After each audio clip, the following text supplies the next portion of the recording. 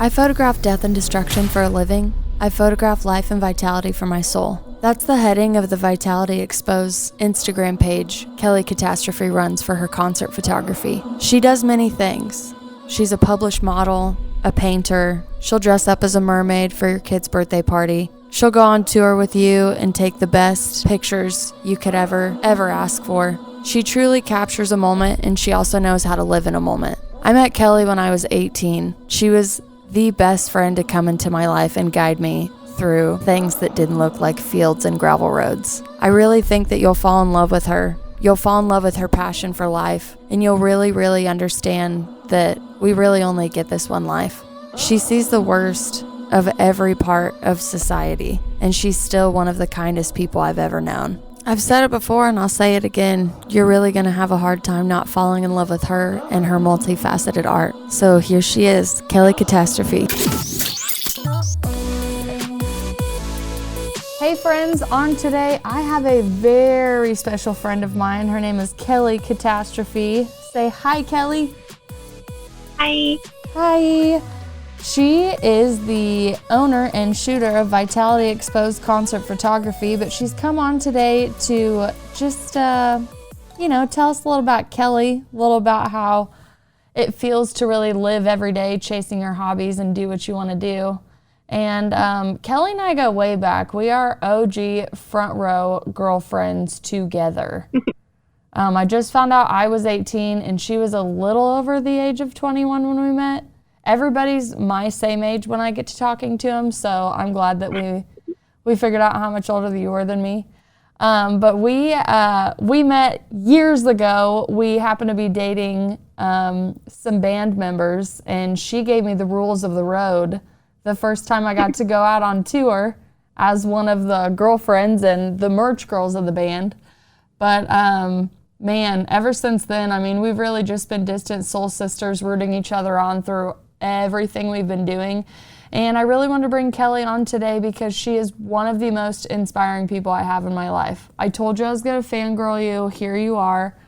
But before I just sit here and compliment train you, I want to introduce you to all of my guests and all of my friends. So take it away. Tell me about your day.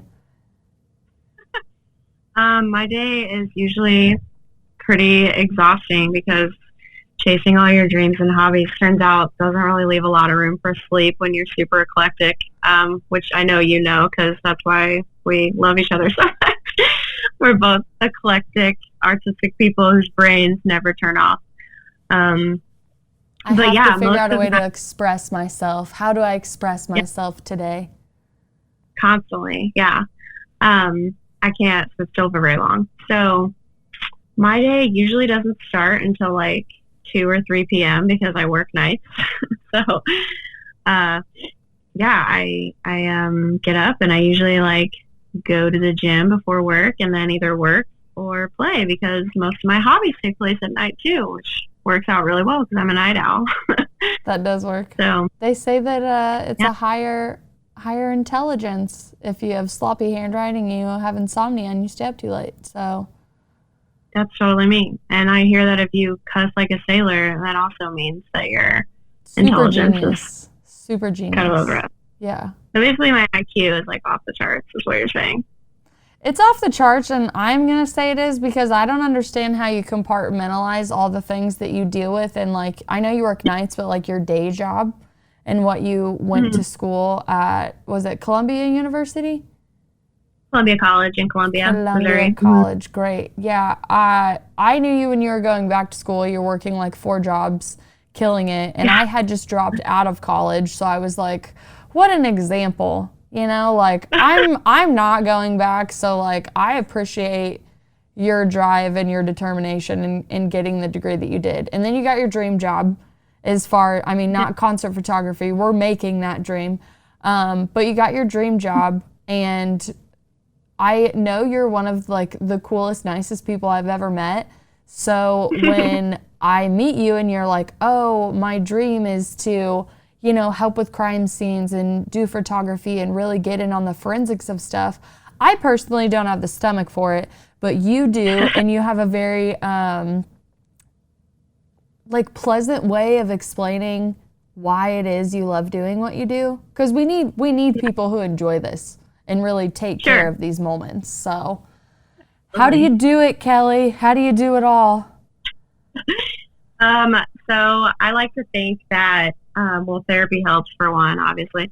No, I like to think that, like, I love my job and 100% that's where, like, my passion is and everything, but it can get pretty dark.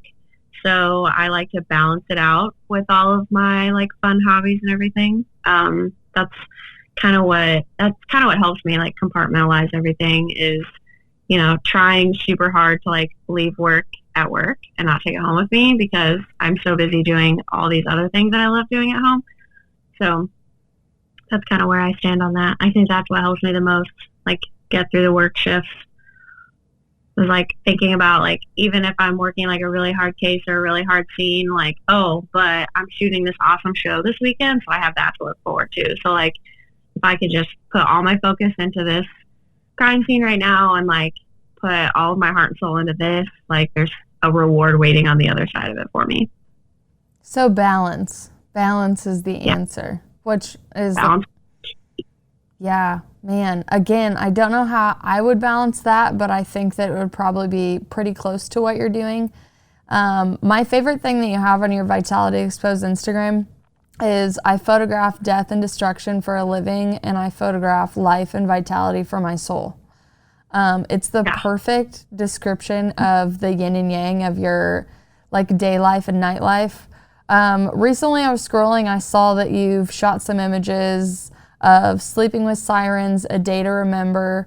Envy from Ziggy and the Neptunes is definitely one of, like, my favorites that I've seen you do. I'm all into like that pinup girl style too, though, and she just rocks that red hair. Shine Down the Struts. I mean, I could literally keep going. I was just scrolling forever and writing band names down. My question to you about that is, right now, like, do you have a favorite photo shoot that you've done, that you've posted, or that you're working on? Oh my gosh. I honestly don't think I can pick a favorite. Like, I feel like every time I shoot something or someone else, that's my new favorite. So, like, yeah, working with Envy, so that was the first time that I'd ever done anything portrait style. So when she approached me and asked me to do those promo shots of her and Rick and Clayton, her two counterparts in her new music adventure, I told her, like, just, you know, I haven't done anything like this. Like, I have not done portrait style. And I said, you know, but if you can't find another photographer, like, let me know.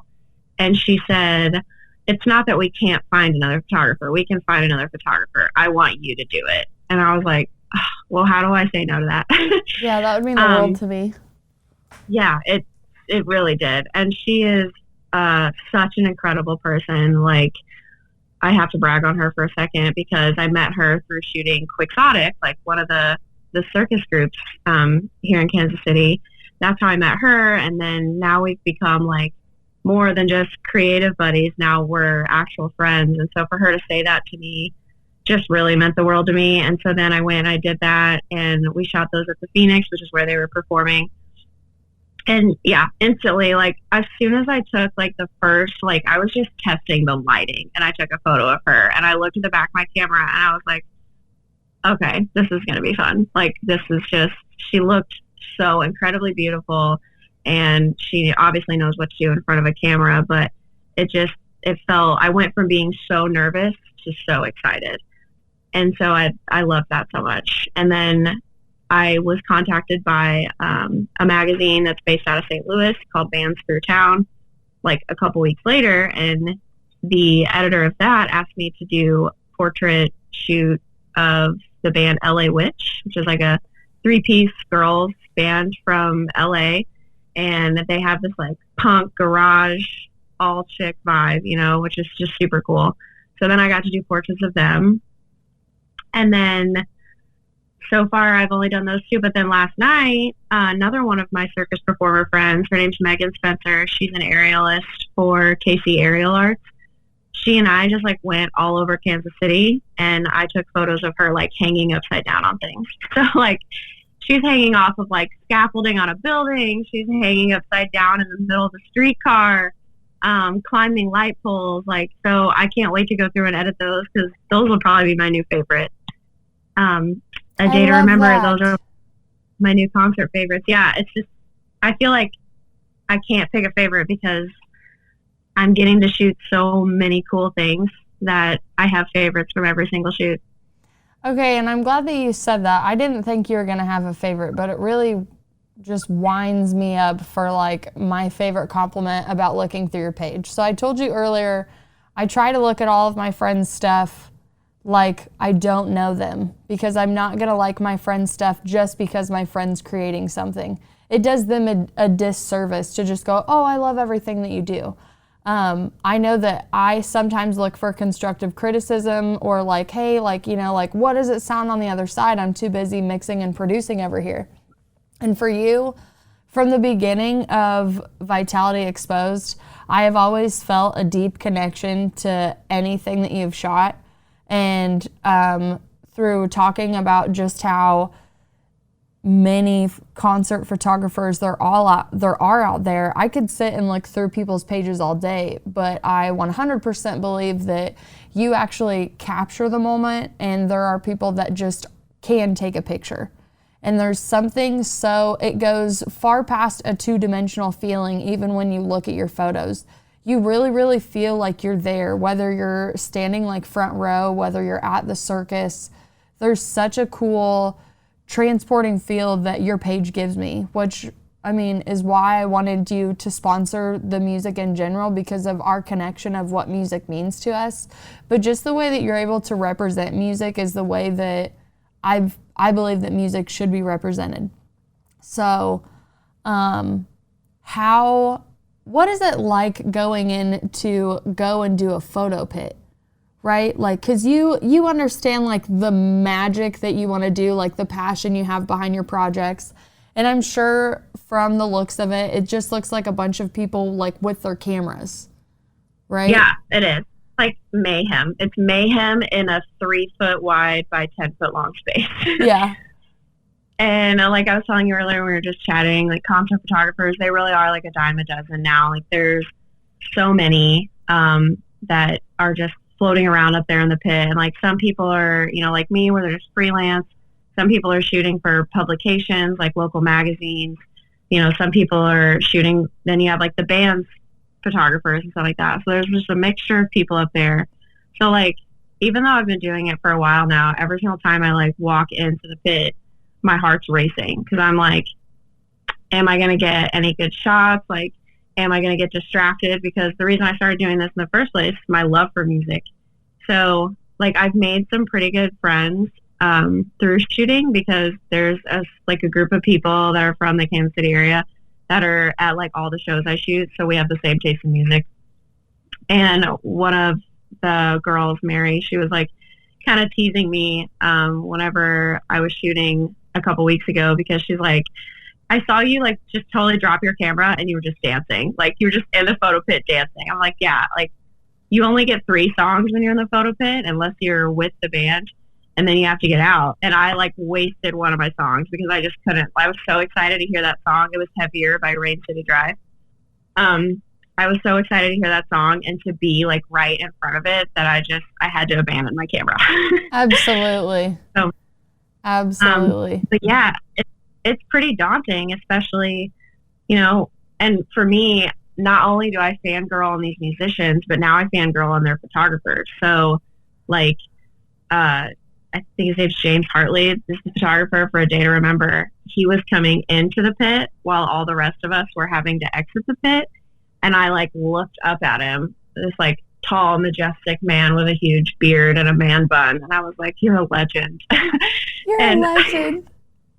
I just like quickly scurried off. I'm like, oh my God, he probably thinks I'm a freaking weirdo now, but I had to say it. Yep.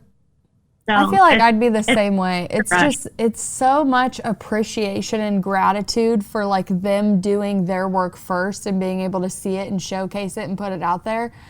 I'm like, yeah. I'm the same way with just trying to show music on my show. I'm like, you don't understand what this song did for me that day. Like the love of music is like, it's literally the foundation of you and me and our connection and just the understanding where it's always been about the music. It's not about the musician. It's not about the band, the clothes, the VIP, the perks, the hookup, even though those are all really, really nice, fun traits. At the end of the day, like what you did, abandoning your camera to get in that moment and just dance and have that live music, like flow through like the proper 432 hertz frequency. Oh. Yeah. It was amazing. Yeah, it's like an incredible rush, you know, and concert photography has really, I mean, it's introduced me to some of the most incredible people. Like I can't even explain how many incredible like musicians and artists, and now like these aerial artists and trapeze artists and everything that I've grown to love so much and connect with. But there is definitely something to be said about the fangirl moment of like, you know, when I got to shoot Angels and Airways and I was standing like so close to Tom DeLonge, like if his sweat were to drip off, it would touch me. Or when I did Sleeping with Sirens, you know, a couple weeks ago, I was in front of Kellen Quinn and he went down to like headbang and we almost headbutted because I was right in front of him and like his hair brushed my face and I was just like, fangirl moment. You know, so it's such a cool feeling to be up there and to have those moments and like be able to be that close to these people that, you know, some of these musicians I've idolized since I was a teenager. And so, you know, like when I got to shoot Chevelle, oh my gosh, I was like shaking when I got the email back that I got that photo pass. I'm like, this is just crazy. So that would be a big one for me too. I've seen them live a couple times, but yeah, getting a photo pass and going and kind of like working the event is how you feel. Even though you're a freelance photographer, you're still like, I still have to be professional, right? You know, I still have to like go kind of market yourself since, you know, you are your own business like that.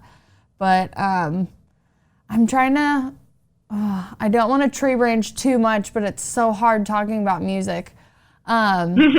See, I remember when we met and we were at a younger part of our lives where we still had like, I feel like a lot of immortality left, so to speak. Like we had our whole lives ahead of us. We were still building everything, right? And the way that people talk about music is it's just like, okay, this is going to be like a certain part of your life and then you kind of have to grow up is kind of how I felt about like the lifestyle that we were like even living. And now almost a decade later, coming back around and still having like that same madly in love romantic feel with any type of music is definitely like, I still feel it when I go to a concert, like no matter what it is, whatever live music I'm in, I'm like, hey baby, I'm home. And I know you feel the same way no matter what venue or anything you walk into. It doesn't matter the band, doesn't matter the genre, like when you hear my footsteps, I'm home and this like, here I am, let's do this. And I think that you know exactly like what I mean when I say that, when I'm just like, you understand the feeling of it, the arena, the smell, the feeling when like those big monitors like make your chest beat for you. That's one of the biggest pulls. It's like one of the biggest recognitions that I'm like, oh my gosh, it's been here all along. This was not a phase. Adulting was the phase. Thank you. Yeah, exactly. And I feel like I mean, back then, granted, like I was a huge music lover, you know, that's how I met said musician that I was dating. And then, you know, we were together for 8 very long years and it got really dark. And I saw some of the worst sides of the music industry, like as far as how musicians can act and how they can treat the people that are, you know, patiently waiting for them at home. And it got so dark that I actually started to hate music. I didn't want to go to live shows and I quit going to them for a couple years. And then, well, you're just kind of like over the theme of it, right? You're just like, oh, okay, let me go put on, it's kind of like, let me go put on my cowboy boots and my hat and go to a country show back home. It was like, okay, I'm done with this themed bullshit. Yeah, I was like, okay, I get it. Like, you know, sex, drugs, and rock and roll sounds really appealing until you're watching it like crumble your life. Yeah, I get that. it was, like 2018, I finally like went to a show after not going for a while. And then it was 2019 when I went at the beginning of the year when I went on Shiprock, which is just a cruise ship full of musicians. But I went as a working girl. I was working as one of the whiskey girls because my friend needed somebody that like she knew she could trust around, musicians to still act professional and do a job. And I was like, I got you. And I went, and that was where I met so many incredible people in the industry. And they helped me fall in love with it again. And I met primarily the guys from the band Nothing More from Texas, from San Antonio. And they were like the sweetest human beings. And I'm still friends with like a couple of their friends and a couple of them like to this day. And their concert photographer is actually the one that inspired me to want to do concert photography. His name's Aaron Kudler, Kudler, totally plugging him, because I saw his work. And I'm like you, like I had seen so many band photos and stuff on social media because we look at bands' pages and stuff like that. But his work, like you said, I felt like I was there, like at the show. And his shots just portrayed so much emotion, and it was just so much more than a photo. And I was like, wow, I want to do that. And I talked to him for a while, and then he came through Kansas City with Khalid, and he had told me he was coming through Kansas City, and he was like, you should totally come out. We'll talk photos. And we went out and grabbed coffee before the show, and he just let me pick his brain. And that was it. Then I shot my friend's band a couple times. They're from Columbia, Missouri, called Orchard Fire. And the third show I shot was Papa Roach. And, no pressure. Like, no pressure. Because of some friends that I had met on Shiprock, they were coming through Kansas City, and they got me a photo pass for Papa Roach. And I was like, okay, I'm doing this. And I just kind of got thrown to the sharks because I was in the pit trying to look like I knew what I was doing, surrounded by all these incredible photographers that did know what they were doing. And it just, like, Shiprocked in general just totally reignited my love for live music. And the musicians and everybody that I've met since, same thing. They've just completely, like, reignited my passion for it tenfold. So I love it more now than ever before. I am the same. I will not get into my coming back to music story just yet, but I love that you have one. I love that we were both like, I'm done with this. I'm done with this facade of music. Like, I'm done with this, all of this. I gotta go. Bye. Yeah. And you just kind of leave it. Yeah. And then getting reintroduced to a show. I remember the first show I went to, and I was just like, I could just feel it in my heart. And I was like, I have left something behind. I've missed something. There's like something's missing from my life in general. And I knew it was music, but it was just kind of like, go away. I got all this stuff to do. So I love that you two had a re-entry into it. And you're right. There is like a profound amount of love, 10 times more than you could have ever even understood it back then. So I love that we kind of have like the lost love story in music together. Not surprising for both of us. Not at all. Not at all. So besides the fact that you are an amazing concert photographer and all of the other things that you can do, I don't mean to just aim it at one thing. You can also get in front of the camera and blow my mind just the same as the model. So you're so sweet. Well, I mean, like I said, I mean it. I'm not saying this because we're friends. I'm saying it because I'm like, you are seriously one of the most talented people I've ever met. And I am so excited that I know you and I've been able to watch this evolution. Please tell me how you decided to just start dressing up like a mermaid. Well, I've always loved mermaids ever since I was a kid. Little Mermaid is still to this day my favorite Disney movie. So that was probably like I think it was 2016, where maybe 2017. I can't remember. It was either 16 or 17. My best friend, she was having like a renewal of the vows, kind of like 5-year anniversary from their wedding ceremony. And she lived in New Mexico at the time, and her parents lived in Jeff City. And so I decided to ride down to New Mexico with her parents. So we had like a very long drive, and her mom is an incredible photographer. Like the first mermaid photos that I ever did, that's where I'm going with the story, but in the red tail, and then like the photo that you posted where it looks like I'm levitating, that was her. The flower over the eye, like that was her. She's insane. She's my favorite photographer to shoot with. She was going to do a shoot when we went down there with Brooke's oldest son, Riley, who's my godson. And she was going to do like a little Lost Boys theme. So they were going to go out into the desert, and he was going to have like telescope, and she had me draw like a little Lost Boys map for him. So there was like Mermaid Cove on there and everything. And I was just like, man, I've always wanted to like have a mermaid tail because I follow all these mermaids on Instagram. I said, too bad I don't have one. We could do a mermaid shoot, and then you could have him like looking through the little telescope at a mermaid off in the distance. And a couple months later, we were making it happen. We had such a long drive. I just got on my phone and started Googling mermaid tails, and I found one that was super affordable. It was like a $99 tail from Mer Taylor, who's a big, like the biggest name in mermaid tails. And I ordered it, and yeah, like I think it was like a month later, maybe we were down at Ha Ha Tonka at the lake, and Brooke's dad was carrying me around because you can't walk in them, and her mom was taking these incredible photos. And like, after I looked at those photos that I got back, I was like, wow, I have legitimately never felt prettier. Like she made me feel so beautiful. And that was kind of where all of the photography, as far as me being in front of the camera, was born, was that mermaid shoot right there. So that was where mermaids and modeling were born. Was that trip to New Mexico with my best friend's parents.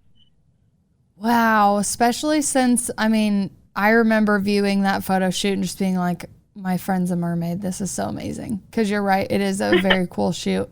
But then you also, I mean, you have like warrior poses. You have pinup girls, boudoir. I mean, so many that I scrolled through today just to remind myself like kind of your evolution, because I forgot how long it's actually been that you've been doing everything, and you have come so far.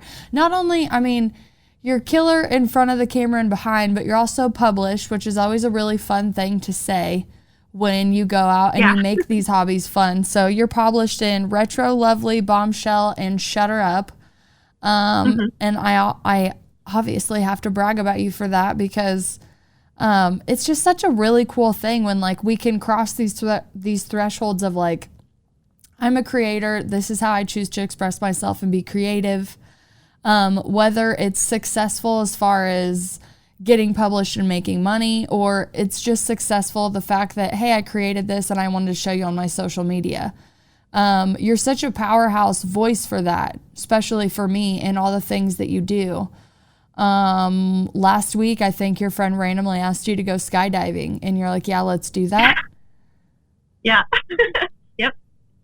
Yeah. Wednesday, he texted me. My friend Glenn was texting me on Wednesday last week and was like, do you want to go skydiving? And I said, yeah, sure. And then he was like, Saturday or Sunday? And I was like, oh, you mean soon. Saturday. Yeah. And then Saturday, we jumped out of a plane together. So I think, that was one of those, like, life is too short, which obviously my job, that's the number one lesson I've learned. Life is too short to think about anything too much. Yeah, especially with all the stuff that comes in. You really do have a really good balance. I see now why the hobbies are obviously 10 times more important to you, too, to keep that balance. Because you do see a lot of crazy, destructive things being in CSI in a metropolis. Oh, yeah. Yeah. Yeah, we see the worst of society. Like, Kansas City is it's usually like number 5 or 6 on the top violent cities in the country per capita. So, I mean, any given day, like I've worked as many as 3 murders in one night. Like it can get pretty wild around here. So it's super important. And that's where I came up with that tagline, because when I was trying to come up with the name for my photography, because I wanted to start another Instagram. Like I wasn't going to like create a business. I'm like, I just need to name my Instagram page. I was like, I really want to use the word vitality because it means like life and energetic, and it is like the opposite of, the type of photography that we do in crime scene investigation. So it was really important to me to, since, because I'm not really interested in shooting like weddings or senior photos or anything like that. I want to shoot people when they are like the most alive, which is concerts. And when they're flying through the air on a trapeze and lighting swords on fire and like twirling them through the air, those kinds of moments are the ones that I really want to capture. So that's where the tagline came in, because I do shoot death and destruction for a living, Yeah, and you do see the worst of the worst. And you're still one of the sweetest people ever, but you have a good heart, and I think that's why you're probably put in that position. You have a lot of empathy and compassion, not just for the victim's family, and everybody included. So, I mean, my heart goes out to you for doing that job, because I know that I wouldn't have the stomach to do it alone. So, again, I love that you do that, but I also love that you brought up I want to shoot people in the most like vital, lively moments of their life. And that it's so beautiful. Like, I wish I had a better speech prepared for it, but I'm like, how beautiful. Thank you for doing that. So, with obviously, let's see, I've known you for like 11, 12, somewhere around 11 or 12 years, let's just say, because I'm terrible at math, right? If you could go back to a younger version of yourself, knowing that like everything's going to be fine and we get to act out all of these hobbies in our head that we didn't know what to do with at the time, do you know what you would either tell yourself or, what am I trying to say? Would you do anything different? And if you didn't do anything different, what's the advice that you would give as your future self coming back? Oof. And what would you be wearing, by the way, right? Because when you show up as your future self, you don't want to show up in your like Sunday PJs and be like, dude, everything's gonna be fine. Like, you show up dressed to the nines, like, hey, kid, this is what we get to wear in the future. No, you're totally right. Because every now and then, like, I'll get ready for a show, or I'll get ready to like go out or something, and I'm like, am I like too old to be wearing this? Like, should I be wearing a cardigan and like pressed khakis? Like, I'm in my 30s now, and then I'm like, no, absolutely not. No, I can do the space buns and wear these metal spike boots. Absolutely. So I think, I think I'd wear my favorite boots, which are my black ones that are covered in metal spikes. I'd wear some like pleather leggings, and maybe like a little spiked bustier and a leather jacket over it, and I would put on my smoky eye and curl my hair and go back and tell my younger self, like, you're gonna be a bad bitch. Just give it some time, just give it some time. And there are a lot of things that I would change. I think most of the things that I would change are probably pretty deep, probably too deep to maybe discuss on here on this episode. Absolutely. But I would definitely tell myself that if there's anything I want to do, I should just do it. I shouldn't wait, and I shouldn't tell myself like, no, there's no way, like, you can't do that. I should just do it. I think a lot of people think that I have a lot of confidence now, and I struggle with confidence every single day, but I still think I have way more confidence now than I ever did in my 20s. You and me both. I think that I believe in myself more. I think that's the perfect advice, though, especially for like anybody young out there not knowing what to do, especially in a world where everybody is doing everything. One of the biggest things when people come up with an idea to want to do it themselves, they're like, oh, well, such and such is already doing it, and they already do it, and they're successful at it. And you have to look yourself in the mirror and be like, but I'm not doing it. My specific DNA print isn't doing this, and if this is what I'm supposed to do and this is the way that I'm supposed to express myself, then let's get on with it. Let's keep going. And I think that I would advise myself the same way. One of my favorite things about being around the musicians and being around the music is because I had a garage band when I was younger, and I fell in love with my guitarist to like pull the straight Gwen Stefani. And obviously we're like, we're going to go be our own band. But we didn't do that. So I still know, going back to like the age of 14, I had a garage band. I was going to be the next Amy Lee. And like I wrote my own lyrics, and me and my guitarist, we work really close together like that.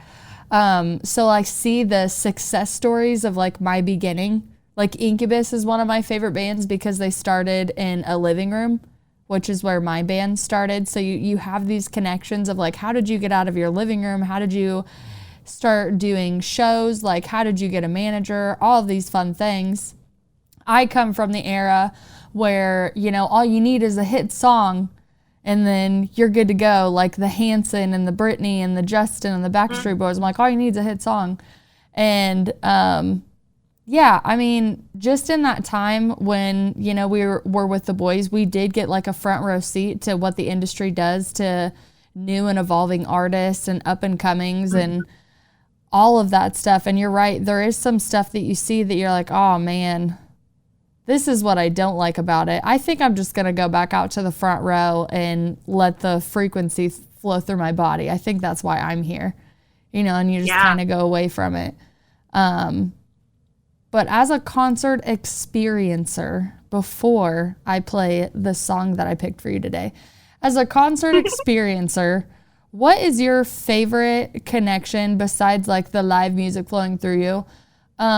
What's your favorite connection between you and the musician at the time of the live music that you get way more out of than just putting on a record or a CD? That's a really great question. Honestly, right now, and this is probably going to sound like I'm just saying it because we've been talking about concert photography, but I'm really not. Like, the first thing that came to my mind was my camera. Like, me and the musician connecting through my camera. Like, for instance, I'll use Kellen Quinn again as an example. First of all, the man photographs splendidly. Yes, he does. He really does. I have a shot from the Sleeping with Sirens show that, afterwards, usually I'm like, I scroll through the photos on my camera real fast, and I'm like, these are trash. I am trash. These are crap. I didn't get a single good photo. And then when I put them on the computer later and I'm like culling through them, I'm like, okay, maybe you're not total garbage. And then I pick out my favorites and I start editing them, and I'm like, okay, these are doable. But every now and then, usually there's at least like one shot per show that I just really connect with and resonate with. And this one shot of Kellen, it's like kind of a silhouette, but not completely a silhouette, but he's backlit, and it's just, I don't know, it's so full of emotion, and I like remember being in the moment, and I get to relive that moment by taking that photo. And so I would definitely say that like my number one connection now is just connecting with them through my camera, like trying to capture those moments that will help me relive them later is probably the biggest thing for me.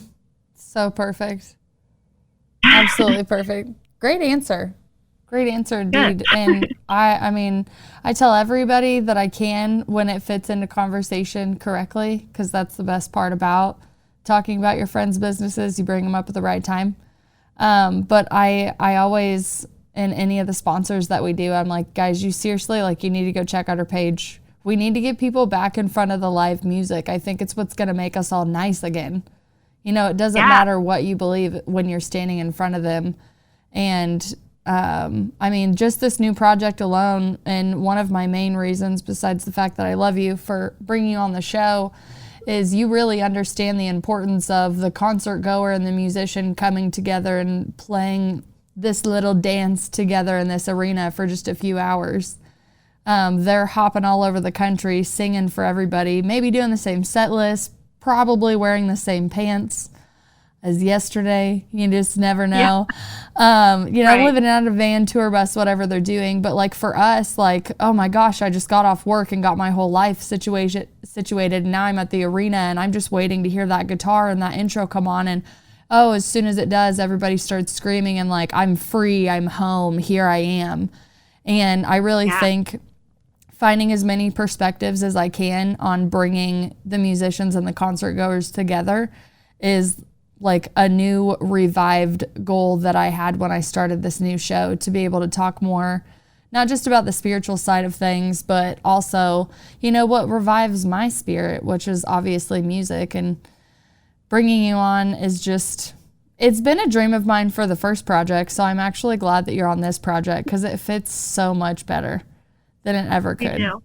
Yeah. And I just appreciate you coming on and just really, you know, letting me dig into the mind of the photo pits and the mermaid and the warrior and the Harley Davidson model. And I really look forward to all the other projects you get to show with us. And yeah, I'm just going to keep like promoting you and telling all my friends about all the fun, awesome projects and travels that you get to go do. And, you know, who knows, maybe I'll need you to come and do some photos for me sometime in the most alive moments that I've ever experienced. I would absolutely love to. Oh, I love that. Today I picked a track from, so I usually I like to show music that I love, that's obviously studio produced, and then I like to go to the live performances and pull audio from those. So today your track is from the show from Kaleo I went to back in March. It is at Arvest Bank Theater at the Midland, right over there in KC where you're from. And it's Break My Baby with a little bit of the guitar solo. I don't know if you've ever heard this man's voice live, but it's like you have to go hear him. He's got the sweetest vocals in the world. And they're from Iceland. I don't really know how long they're going to be touring around here. But if you ever get the chance to shoot for the love of all that is good, please go shoot that man and send me those photos. I would love to. I had tickets to see them a couple years ago, and the show ended up getting canceled. And I did not go to the one here in March because I couldn't get off work. And so, yeah, they are absolutely on my bucket list. They are incredible musicians. Well, I went to the show for you, so here's a clip from it. Kellie, I love you. Thank you for coming on the show. Please come back and tell us more of your concert experiences. I love you, and I would love to. I'm honored. I love it. Thank you.